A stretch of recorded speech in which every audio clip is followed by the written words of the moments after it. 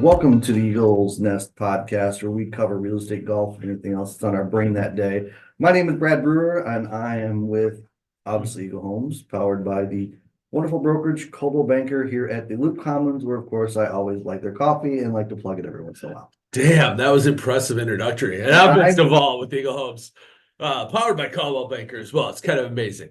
All right. Brought my radio voice today. I love it. I love the energy today, man. That's awesome. So today we're going to talk about for sale by owners in 2024 and, kind of what that means and some of the challenges they might have and why the hell do people do it? We are going to talk about that, but first we're going to talk about something else. I knew he was going to say that. I don't think many people that would normally have seen this for multiple reasons saw what happened yesterday for the first time since 1991, mostly because football was on. Do you know what happened for the first time since 1991? Detroit Lions made it to the second round. I don't know. No. An amateur won a PGA Tour event. Oh, interesting. Last year's U.S. amateur title winner. Okay. On the amateur title or tournament. It's kind of like the U.S. Open of the amateurs. Yep. Kind of thing. Now all of a sudden I'm missing his first name, but his last name is Dunlap. He's a fellow with JT, Alabama alum. Okay. Won by a one stroke over that golfer Bazudenhate or whatever it is. Couldn't spell that if you asked me to. Yeah. It's just how it's pronounced. Okay.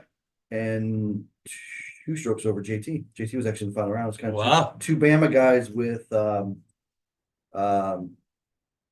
what's Scheffler's buddy's name? Great question. Come on. You can't cut. You said crap or rap? I don't know why I'm blanking on the names today. But anyway, so went into the day with a 3-shot lead, which was pretty cool. And had one bad hole where he double bogeyed. He just totally blocked a shot off out of the water on a par 4. I can't remember which hole it was. I was trying to get the last name of the guy who's in the last group with him. It was Stop Stalling. I mean, nuts. I don't know. Normally I know this guy's off the top of my head. Anyway, I'll just say when I see it. Burns. Sam Burns. Oh, Sam Burns. Okay. So yeah, it was cool because it was I don't know if you saw the beginning of the week. Nope. Sam Burns had to put, because he lost a bet with JT, I'm guessing from the football season, he had to put the initial RTR in the side of his head for roll tide roll. And Sam Burns ended up playing in the last group with two Bama guys, which is kind of funny. That is kind of a little backstory, but Dunlap, not his first name here, Nick Dunlap. Good kid, just handled himself super well. I'm gonna ask as a quiz, who was that person in 1991 that was the amateur that won? Very well known. Tiger Woods. Nope, one of the top golfers of all time. No idea. 91 would be a little early for Tiger. Yeah, it would be one. In high school. Doesn't mean he could have won it. He's only like a month younger than me, that's why I know that. So it was Phil Mickelson. Oh, okay. In an event in Phoenix, which Phil obviously probably knew the course because he went to college and stuff like that. But Nick Dunlap did not have the advantage. He's an Alabama kid, grew up in Alabama, went to Alabama. So just a cool, calm, and collected kid. I thought it was pretty cool. That's a long time. What's that? 30, 40 years, 30 years? Yeah, 30 years. 33 to be exact. Yeah. For the year at least. So it's pretty cool. It was that's kind of interesting. Yeah. A lot of backstories. I'm like, man, this sucks because if this was like further down into the season, more people would have saw it. Yeah. A lot of even people like myself, and I know you watch golf, don't watch it when there's football playoffs, right? Nope, not at all. Pretty cool. I thought it was awesome. Fun thing to mention, whether you like golf or not. It's pretty cool for a college kid, and it's such a rare event. It's happened. I think that's the 4th time it's ever happened. Okay. So yeah. So pretty cool. Yeah, pretty cool to be part of history there. Yes. All right, let's get into our topic today. For sale by owners. Yeah. Why? Let's start with the why. Why the heck do people try to sell on their own? And I'm just taking this based on experience. People I interact with. Yeah. Most common is typically one of two things, and I think they call them back to the same thing. They don't think they have the room as far as like what they're selling it for, plus what they owe to pay the commissions, Okay. or typically they don't understand the value that an agent brings to it, which many, if you ask them after the fact, not all, but many would be like, I just more than not, Right. people I actually talked to in that feedback afterwards said, yeah, I wish I just would have hired the agent. Yep. And it's just because we have jobs for a reason. There's work. So fun stat, National Association of Realtors threw it out there. Mhm. 2023 stats aren't out quite yet. So I'm gonna give you 2022 stats, which we all know 2022 was a little more of a seller's year than 2023 was. But that was that out of all the for sale by owners out there, 10% of them ended up only doing it on their own. So 10 FSBOs, only one of them didn't use an agent when it was all said and done. Yeah, that's by the way, that 10% number has been pretty steady for years. Yeah. I mean, when I got into the business 17 years ago, okay, 10-ish years ago, that was true that. Right. About whether you start only 10% that start for sale by owner and finish for sale by owner.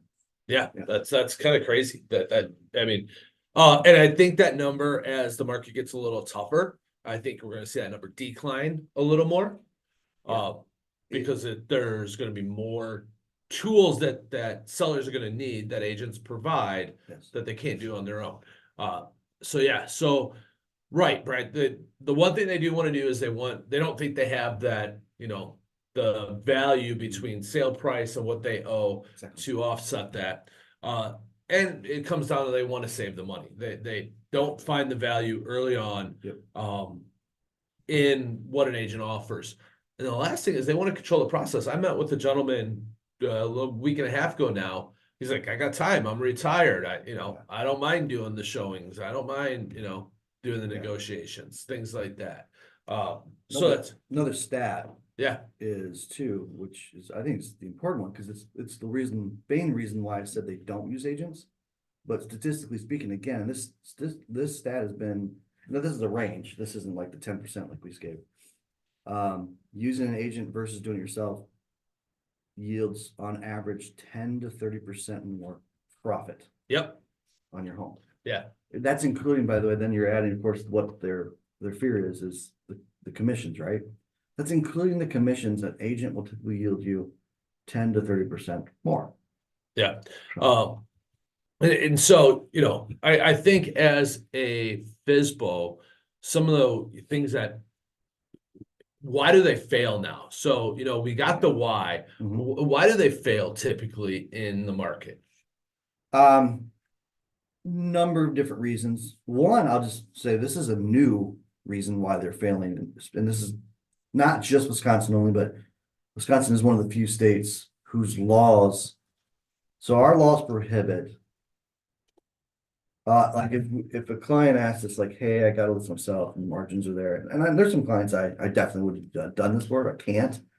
We cannot market for sale by owners on a brokerage website. Right. And because our website basically is fed from our brokerage. Yep. We cannot do that. Zillow is now a broker. So by Wisconsin law, for sale by owners in Wisconsin can no longer put a for sale by owner on Zillow. Yep. So if you've heard a lot of the recent ones you heard this recently from someone. Yeah. Last week. It's really tough because I didn't know I couldn't put it on Zillow. That's a law change that happened. That's like almost 2 years old now. That law. Because that's when Zillow's moved into, they are a broker now. They're not, I don't think they're an active brokerage in every state. I've never come across them in Wisconsin, but they're here. I just haven't met any Zillow agents. So if you are one out there listening, love to meet one, see what that's like. Just out of curiosity. But because I love Coldwell Banker, never moving again. Ever. Anyway. So that's one of the reasons so I'll broaden that topic out is where your presence, where you can market your property. Social media. Yeah, agents won by putting it on MLS. Yep. Have hit every platform that feeds an MLS. It's homes.com, Zillow, realtor.com, Trulia, which is owned by Zillow. All that is covered by us putting on MLS. Plus you add to it our various networks. I always say this, and this is a little plug for for you and I and our team, we have a bigger range nationwide and even internationally. One, because of our brokerage affiliation. Right. Two, because of some other real estate networks we belong to. Yep. That when I list a home, like thousands and thousands of agents who have clients that relocate all over the country and invest all over in the country for investors. Right. I've gotten in contact this year alone with 3 investors out west. Okay. That I wouldn't call them clients, but they're investors that, hey, if you get this type of property, call me. That's because of our reach. Right. So it's the marketing piece that they're really, really missing. And I think that relates back to that profit margin partially, because we just have the ability to get more eyes. The more eyes, the better chance you've got it at that multiple offer situation, or just that best qualified buyer, right, willing to pay the most for your home. You just have a far greater chance. Yep. Even the Zillow thing, this is where I said it's partially hurting them. You're still catching a fraction of the audience. Yeah. Not everybody uses Zillow. Right. Yeah. Well, and so it's a numbers game, right? The more eyes you're in front of, the better chance you have of getting it sold for the highest and best price. Yeah. So go on. One more comment on that is, so where FSBO was putting now? They put it on Facebook Marketplace, which I'm just gonna say it really bluntly, that's a joke. It's stupid, because here's why. Most for sale by owners, 95% of for sale by owners, I just made that stat up, but it's gotta be close. When you put your home up for sale, do you want rent for own options? You get a lot of that stuff on Facebook. Yep. Because you're getting everything. Right. It's like we don't use Craigslist a lot because you're gonna get all that BS. Yep. And it's only BS if you don't want it. If you want it, great, put it on Facebook. But you're gonna get, hey, will you rent to own this? You're gonna get some seller finance options. That's not the worst thing in the world. Seller finance, you're making more money on your sale. Right. But you get the rent for own stuff. So now you're creating that action and attention from people that you don't necessarily want, but you're gonna get it because you're limited to where you can market it. Right. So marketing. So marketing. So fun stat from National Association of Realtors. 51% of buyers find their home through the internet. The other 29% find it through their real estate agent. Now, that is 80%. And I can tell you, as agents, where we find most of our listings on the internet through the MLS, so social media, things like that, is where we're finding these homes to present to our buyers. So 80% of buyers are finding their home on the internet. Okay. So really, crazy little stat there, that if you as a FSBO cannot get it out there on the internet in the MLS, realtor.com, homes.com, gosh, all those syndicated sites, you're missing the boat, right? Yeah, exactly. And I think one of the biggest things too is, as a FSBO, they don't understand the market. They don't understand the comps that are out there. They don't have the tools and the access. Yeah, they can go to realtor.com and look up solds in a mile and kind of figure it out, but they don't know that the house had a basement leak or has been completely remodeled, or that there was a $10,000 seller concession to get flooring redone. There's a lot. So they overshoot and undershoot the property's value when it comes to pricing their home right. Yep. If you overshoot, you then become stale. You then get irritated of these lowball offers, or what you might think is a lowball offer, and dealing with people that aren't truly, they maybe know the price and they don't agree with you. Exactly. So, those are all great stats to speak to it. And then the next thing is, if you're done with that topic, that portion. So another one, which is huge, I don't think people really understand the seriousness of this: safety and security. Yeah. Including, not only what financial harm, bodily harm. There's so much fraud going out there. Now almost every agency, I know ours does, we have clients sign a wire fraud advisory. Right. Basically tell them, don't wire any money unless you run it through me, because even I had this happen a few years ago. One of the title companies, someone tried to claim that they were this title company. All they did was they created an email address that was like, had a couple letters different. Right. And if you don't really pay attention to someone's email, you don't know. And then that was good. It was pretty good. They knew like who worked at that office and stuff like that. And we check those things, and we know when we're communicating with the correct people. Right. So there's that. Then there's just the fact that people like, if you're doing it yourself and your goal originally for fifth sale by owner, your dream from the financial statement, no buyer agent either. Right.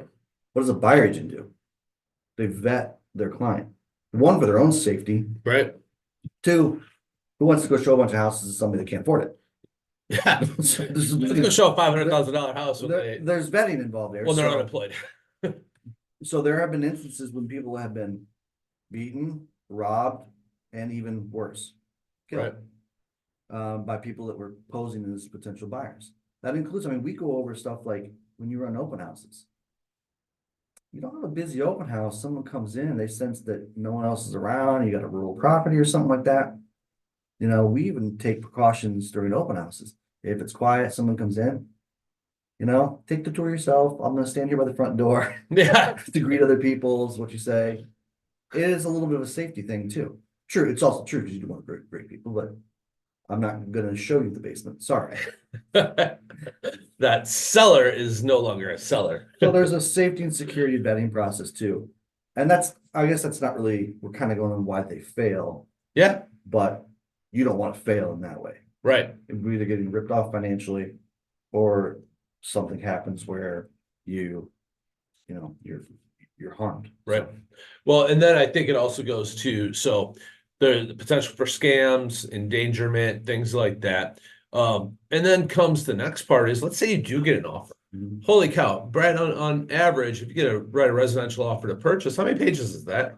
Well, the offer to purchase itself is 10 pages. That's not including any addendums, HOA documents. You have to Real estate review condition report. lead-based paint disclosure if the house is built 78 or older. Yeah, all the disclosures. So, yeah. And so the Addendum A, addendum B, addendum S.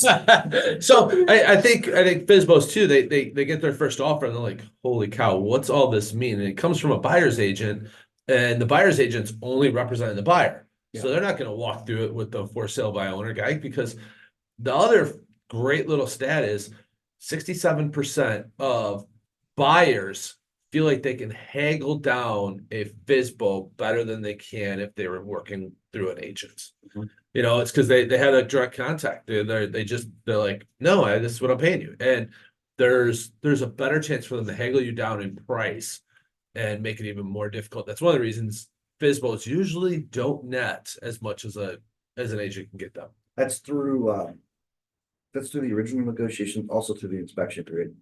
What should you allow as a seller? Like, what is a reasonable request? What is not a reasonable request? You know, and when can those vary? How can those change? So those are just different things that, you know, an agent does on a regular basis that they can walk you through that. What is the norm? What is typical? Things like that. You can get that from an attorney, but I'll just be honest with you. Because I hear this too. I just use an attorney for all that kind of stuff. You can. Most people end up saying, no, that cost me about the same. Right. You know, if you think about it, you're like, oh, well, whether we're charging 5% commission or 6% commission or 6.5% commission, even, you know, you gotta remember, especially the 10% thing you talked about, you're most likely gonna end up paying a buyer's agent. So what are you saving? 3%? Yeah. So so you got, you know, I get it, it's $9,000. You can easily have a $9,000 attorney bill. That's on, like, you know, a $300,000 house, right? Yeah. So, like, really? Like, trust me, I'm not, and I've never used an attorney solely because I'm an agent, so I don't have to. But, and even before I was a realtor, I used a realtor to buy and sell my first home. But believe me, this is coming from other people. Wow, that costs basically the same. Yeah. I know, because they're professionals and they bill you at 300. Yeah. Keep in mind, anytime attorneys work, probably, you know, in the sense of 1 hour is $150, and all of a sudden you send them one email asking a question and they're charging you for 15 minutes, even though it took them 30 seconds. Also, nothing against attorneys, guys. So if you're an attorney out there, no, attorneys, we use attorneys. Yeah. You know, we don't have to, of course, Wisconsin's not in a attorney state from a contract perspective. Right. We are licensed to execute the contracts. Certain situations, residential and predominantly for me, commercial, I recommend we use a real estate attorney. Just because it seems like you never hardly use just the standard language. There's Right. always extras. But even residential, we'll advise like, hey, attorney might be a good idea here for this. It's usually just for this particular reason. So then the bill for the attorneys, usually it's like drafting a document or something like this. They're not involved in the negotiating. That's like a couple $100 added to your expenses, not thousands of dollars. Right. Added to Right. your expenses. So the other thing with, the whole legal, we brought up attorneys is, I know this stat was out here too. It's a pretty big number. I want to say it was about a third, it's about 33% of all true for sale by owners that went totally for sale by owner throughout the whole process. 33% of those end up in court. In litigation, Yeah, because you didn't disclose you something didn't or disclose the right thing, or you didn't get the right information from the buyer, or what happens if the contract falls apart, who's got rights to what can you sue for, what you can't sue for. And that, and you don't have errors and omissions insurance like agents do. So yeah, so FSBOs, it is tough, and more power to you if you are, trying to do a FSBO on your own, for sale by owner on your own. Now, obviously, you're doing it because you want to save money. You feel like you have an opportunity to net yourself a little more. You don't have the room, but one last reason a lot of people do FSBOs is they know the buyer. It's a friend or family member, and the stat out there for FSBOs, 28% of their sales is to a friend, family member, or relative, which is, I think that speaks to a number of the different things, the profitability that we mentioned. Yeah. Couldn't go the other way. Friendly feels like you got ripped off. Might not be a friend in the future. Yeah, that makes it tough. Like No. you kind of have to come to an agreement that you're both okay with. And it's one of the things, and I've done it for, if you remove the marketing expenses, I've done a lot of friend transactions where the person will comment like, hey, my whoever relative or friend is gonna buy it, but I want some separation here. So you don't have to have all your marketing expenses. What will you charge me to just, can you facilitate this? Draw transaction? up the paperwork. Draw up the paperwork, manage the transaction, still manage through the title companies, inspections, all that stuff. So they've got that third party, and we don't charge. No, it's not a lot. We don't charge full commission rates for that kind of stuff because we don't have, Our expenses aren't as expenses on our side. We Yeah. don't have to really market the home. Yeah. So we've got that's why we have a menu of services, and that's not on the menu, but we do have that option that if you just want some sort of separation, again, for protection for everybody. Right. Really is all it is. So Yeah. So as a FSBO, I think some of the whys that fail is they overshoot that price. Just to sum up what we talked about, not knowing the market, right? Not knowing how to market, and I think that's probably one of the biggest keys moving forward in 2024 is the reach that and I think we sum this up by talking about some of the marketing that we do with our listings, but not knowing how to market. And then there's the risk factor of scammers, thieves, just endangerment to yourself as a seller, and then bogged down by the paperwork and the contract liability issues. There's a lot to that we have to know, understand, and kind of interpret for you, especially when you're out there. So, as agents, we manage all that for you. We manage it from start to finish and then beyond. But I think our marketing, ever since joining Caldwell, it's gone to the next level. I think we really have an opportunity to really, put listings above others based on our marketing that we do. So touch on that a little bit. yeah, so with Caldwell, one of the things that drew us to making our move to Caldwell Banker was the listing concierge program. So not only do you get, your flyers are done, your postcards are sent out, not to mention all the digital platforms and marketing, and there's a website. We have a website that's created for every listing now. Yep. We have a video that's done pretty much for every listing now. Now, some of them, again, there's different packages and marketing. Some of them are a slideshow video, but it's still it's a marketing video that's done for you. What else am I missing here?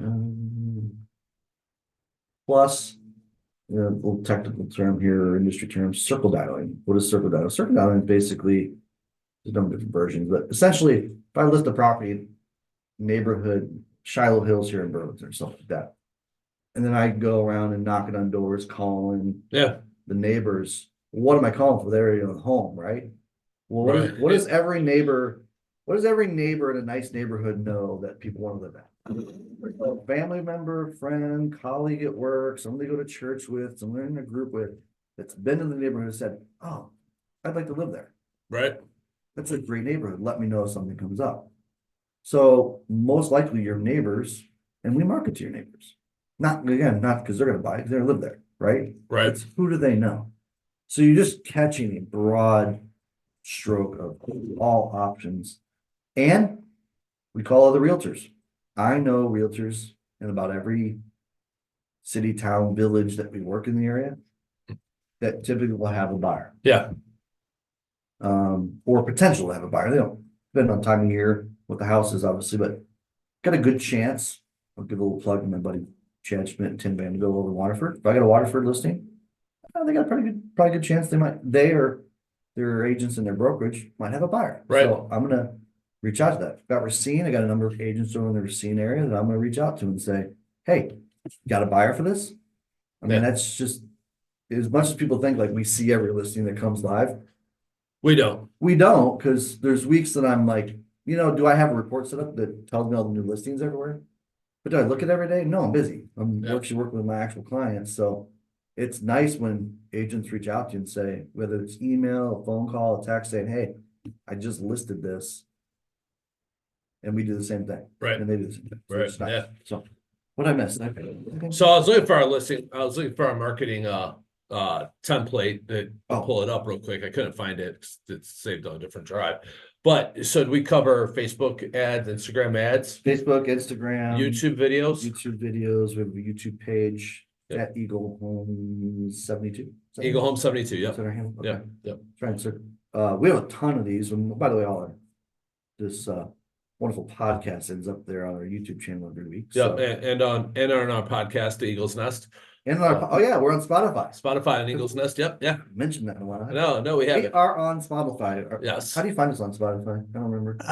You gotta, if you type in Eagle's Nest, it's the best way, but there is There are multiple Eagles out there. So I'll go to Spotify. I think pretty easily since I already mine liked is it. too.